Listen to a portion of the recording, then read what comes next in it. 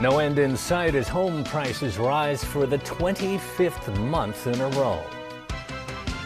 Harsh jail terms given to a group of Mong Kok rioters.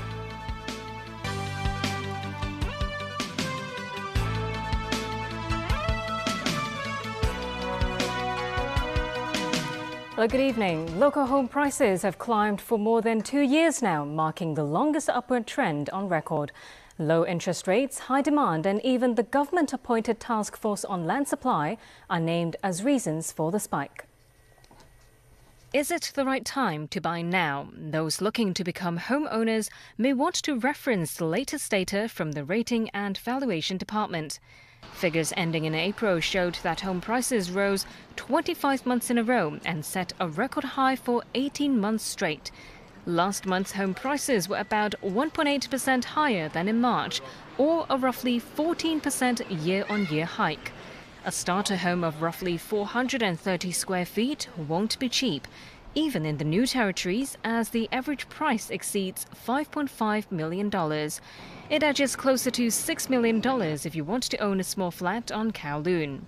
If it's on Hong Kong Island, budget at least $7 million for a flat of that size. One property agent said a 460 square feet unit at Cornhill in Quarry Bay fetched $8.4 million this month. Chow Kwong-wing, a professor of real estate and construction at the University of Hong Kong, said the government's task force on land supply made people realize a severe land shortage, which is difficult to solve. That's why people still buy, for fear that flats will only get more expensive in future. That's why he thinks demand for smaller units is particularly high, as people simply can't afford to get bigger ones. A 19-year-old today received more than 4 years in jail for rioting during the Mong Kok clashes of 2016. 9 others were also sentenced today. Sharon Tang reports. Flashback to the turmoil on a Lunar New Year holiday 2 years ago. Some 200 people threw bricks, stones and trash cans at police offices, which the judge said stemmed from a general unhappiness towards the government. District Court Judge Kwok Wai-kin noted today that those were reasons that prompted 11 defendants to invoke violent acts. But he added the public's well-being is of utmost importance and should outweigh other considerations. Defendant Mo Jia-tao faced 4 charges, including 2 counts of rioting, 1 on criminal damage, and another on assaulting police officers. He was given 4 years and 3 months behind bars, a penalty the judge thought was appropriate given his destructive acts towards society. The judge says that while Mo was only 17 at the time of the riots, young and reckless shouldn't be a reason for a more lenient penalty. Chung Chi-wah and Anthony Ho were each given 3 years and 9 months in prison. 5 other defendants were sentenced to 44 months or less behind bars based on factors such as age and years to continue with their education.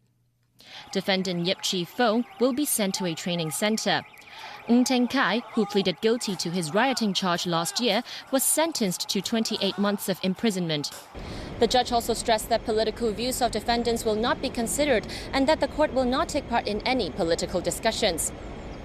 It's also worth noting Lee Sin-yi, who faces 1 count of rioting, is under police arrest because she reportedly fled to Taiwan before this court case trial.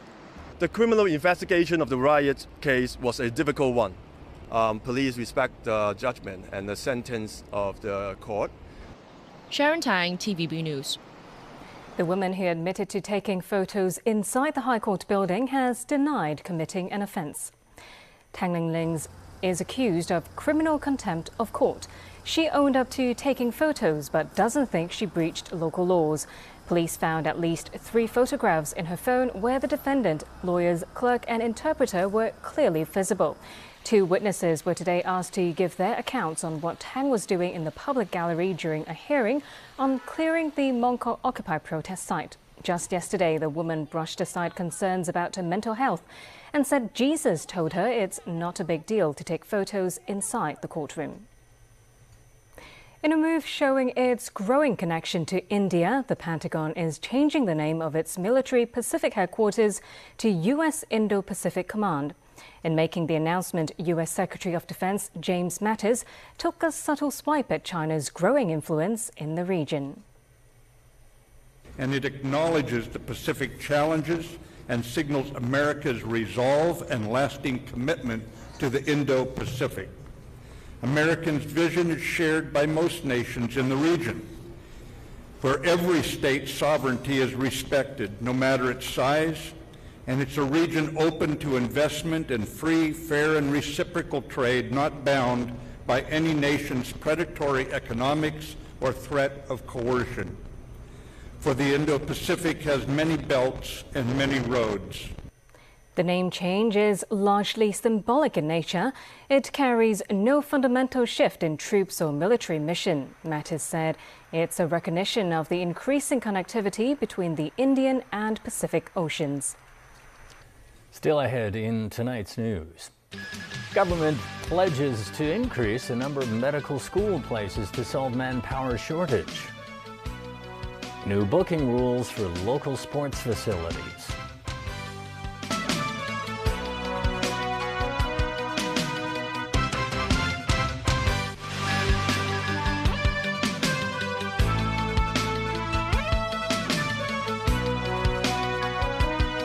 Welcome back to TVB News. An expected manpower shortage in local healthcare services is pushing the government to increase medical student numbers. Sources say medical schools at both Hong Kong U and the Chinese University of Hong Kong were both asked to add another 30 places for medical students. That means there could be up to 530 medical students from the next academic year. While admitting the need to boost the number of medical professionals, the Health Secretary did not confirm how many new places there will be. The final number obviously will be announced by the Education Bureau. The Financial Secretary have already pledged resources for the 3 universities to build up more teaching facilities in preparation for the increase of the number of these healthcare professional students.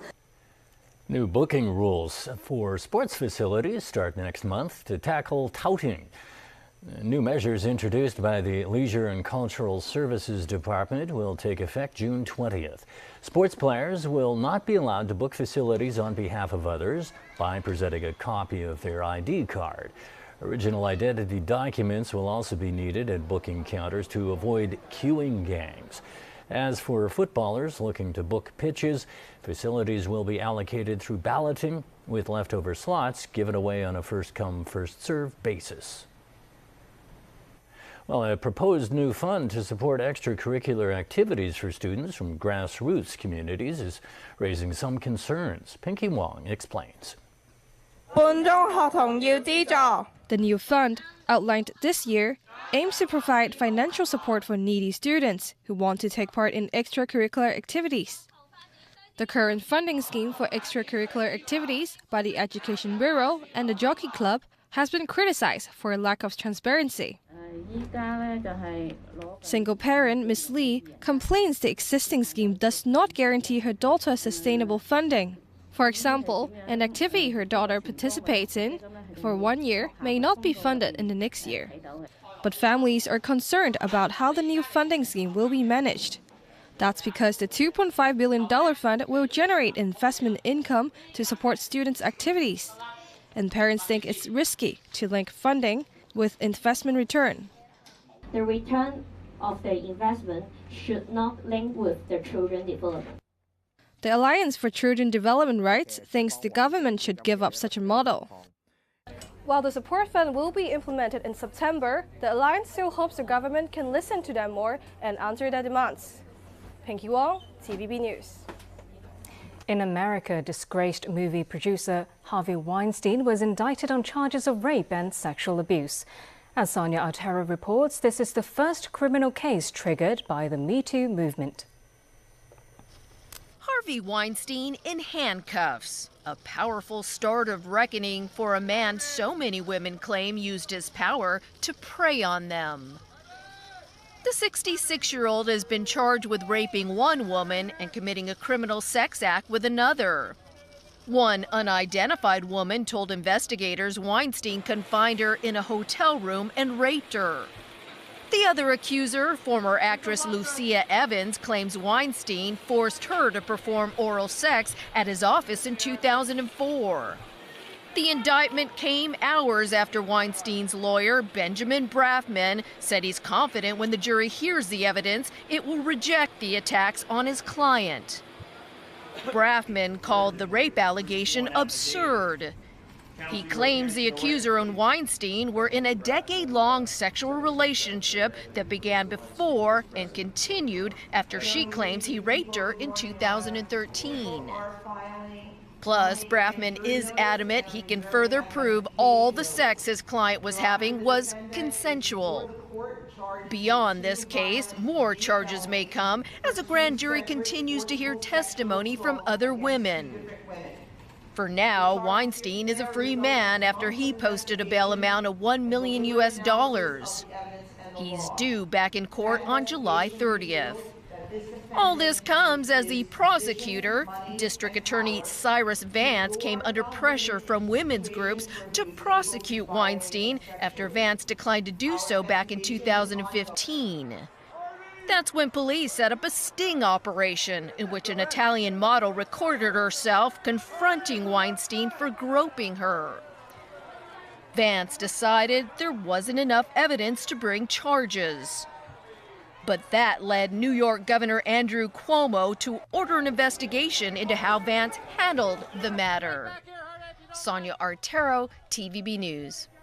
And that's the news. Thanks for joining us. Good night.